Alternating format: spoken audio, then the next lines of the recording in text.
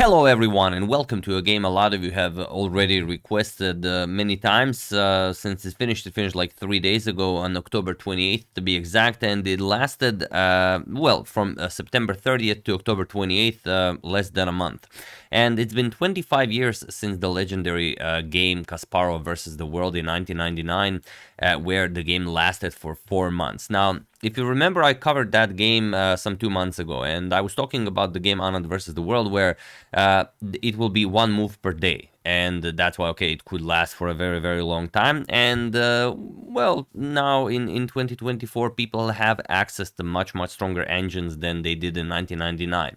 In 1999, it's out of all the people that participated in the match online, well, I would say fairly, maybe not even 1% used an engine to consult the moves. Plus, the engines were not nearly as strong as Kasparov. Okay, you did have Deep Blue and Deep Thought in 96 and 97, but, your uncle did not have access to Deep Blue. He had maybe a simple chess program.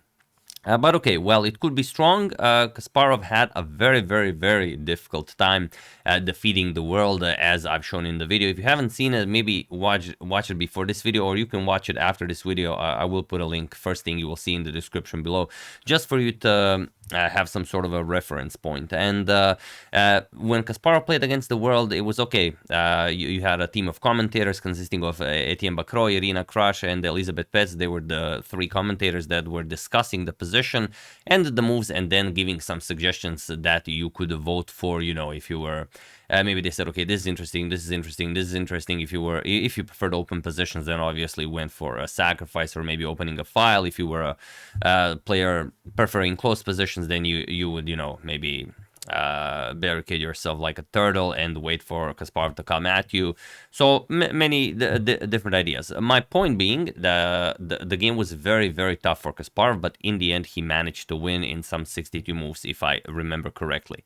But here something very, very different happened. In the Kasparov video, I discussed that it was incredibly brave of Vishy to take on the World in 2024. I don't imagine anyone else would gladly do it.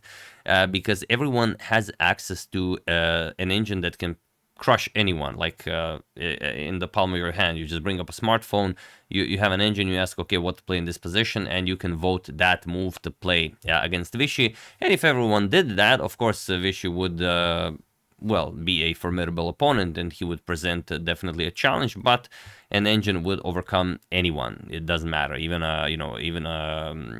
like a team of grandmasters would not stand a chance against an engine.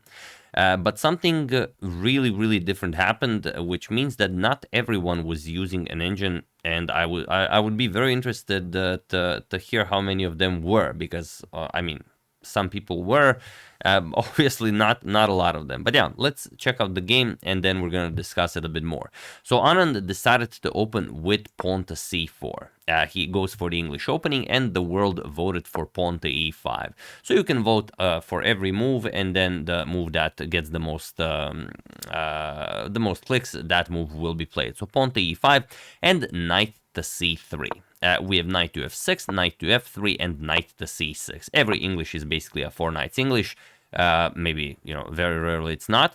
And Anand opts for pawn to g3. This is the so-called the kingside fianchetto line. We have bishop to b4, and now bishop to g2.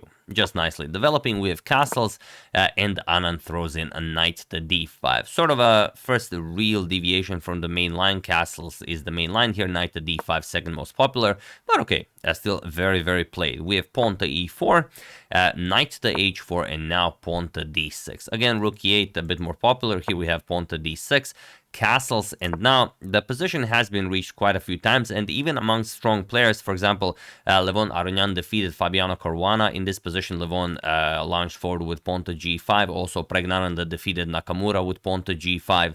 It's it's a very good move because it seems like it traps white's knight, but not really, because you can play pawn to d4, and now if g captures on h4, then there's bishop to g5 and black is lost. There's no way you can play this. So basically what you would have to do after this pawn to d4 is play pawn to h6, defend on g5, and only after a couple of more moves were played, let's say bishop e3, knight captures on d5, c captures knight e7, bishop captures on e4, only now g captures on h4, and now bishop captures on h6, and this is the position. White has excellent counterplay. Black is maybe a little bit better, but you know, in human hands, it's an equal position. So that's what usually happened. But okay, after castles, the world decided for rook to e8, which is still the second move recommended by the engine, but already gives Anand a lot to play for. Anand plays pawn to b3. He prepares bishop to b2. I don't know if he knows this by heart or anything, but it is it is an immensely strong idea. Pawn to g5, now trapping Anand's knight, and bishop to b2. Okay, the threat is to capture on f6, so knight captures on d5, c captures, putting pressure on the knight, and knight to e5. And here, Anand has only one move, otherwise he just gets destroyed. Let's say we play pawn to a3, bishop c5, and there's nothing you can do. If you cannot execute pawn to f4, you're going to lose the game, and if you play something like king to h1, already g captures, and that's it. There's no counterplay here. You just gave up this knight for nothing. So pawn to f4 is the only move, and now the idea is if e captures on f3, you just capture with the knight. That's the idea. So g captures on h4, we have f captures on e5, and d captures on e5. Pawn to e3 by Vishy, and now here is the magic moment from the thumbnail. What should be played here? Here you should play pawn to f5. It's a very strong move that limits white's counterplay, and also instead of making f7 pawn a permanent target, it, you know, becomes a weapon.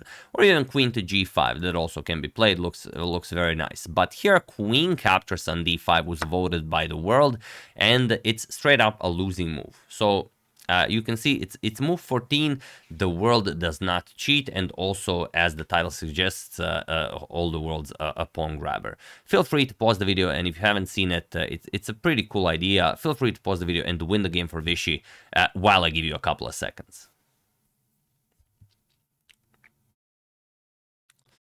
So for those of you who were able to do it, congratulations on beating the entire world. And for those of you who just want to enjoy the show, it is queen to h5. And now you see the horror of black's reality. The threat is queen captures on f7. Not really, as the black queen defends it, but also the threat is bishop captures on e4, which will attack the black queen, attack the h7 pawn, bite the bishop and bite the queen, and also if the queen captures, then the queen is deflected and you can capture on f7. To give you a you know, a small idea, just, you know, like a6, or let's play an uncle move, bishop captures on e4, and you resign here. There's nothing you can do. If you capture, sorry about that, if you capture the bishop, then a simple queen captures on f7, king to h8, queen captures on e8, and that's it. Rook comes into the game, and it's game over. So after queen to h5, the world finds an excellent defensive resource, and that is bishop captures on d2. Probably this was the idea all along, because now if Anand tries the same idea, that is bishop captures on e4, which worked wonders in the previous position, here after bishop captures on e3 check, you are lost, because if rook f2, then you just capture the rook, and there is no more pressure on f7, so you're free to capture the bishop. And if you just move the king, then queen captures on e4 comes with check, and that's it. For example, rook f3, bishop e6, you guard on f7, and no more threats here. That black is completely winning. But after bishop captures on d2, Anand said, nope, not falling for that. Queen to g5 with check. We have king to f8, and now, okay, there are many moves you could play here, but Anand plays the Anderson move, rook a to d1, showing that there is nothing more to be done here. If bishop to a3 check lands now, how are you defending? For example, bishop to a3, okay, you can play pawn to c5, rook captures on d2, queen captures on d2, bishop captures on c5 with check, and that's it. You cannot go to the g file, you have to bring the rook to e7, it's completely lost. So here queen to a5 was played, sort of stopping bishop to a3, but it still doesn't work. Anand did not go for the main idea. He went for a much simpler one. He simplified the position into a completely winning one, but you can still play it. Only first you have to capture the bishop. Rook captures on d2, and after queen captures, bishop a3 check, and after pawn to c5, bishop captures on c5, and okay, now it's completely winning. You are getting checkmated. Something like rook e7. Let's say queen captures, king to g7. Queen to f6 check, king g8 captures, and checkmate. And of course, Anand sees this in the blink of an eye. The reason why he probably didn't play it, maybe he thought that after rook captures on d2, there are some maybe tricky lines with queen to b6. Who knows? Who knows what Anand saw that made him deviate from this? But he went for queen to h6 check, king to g8, and now rook captures on f7. This is how he decides to end the game. And the rook, of course, cannot be captured, but of course it must be captured. There is okay, the engine gives the bishop captures on e3 check sort of as the best move, but you know, in human eyes, it doesn't really do all that much. Queen b6, okay, forces a queen trade. You don't get checkmated, but still after captures, whatever you capture with, let's say rook captures on c7, you're still up a full bishop. So you're not drawing this against Anand. So after rook captures on f7, king captures on f7 by the world, and now Anand just goes in for the kill. Rook f1 check, king to e7, we have queen to f6 with check, king to d7, and bishop to h3 with check.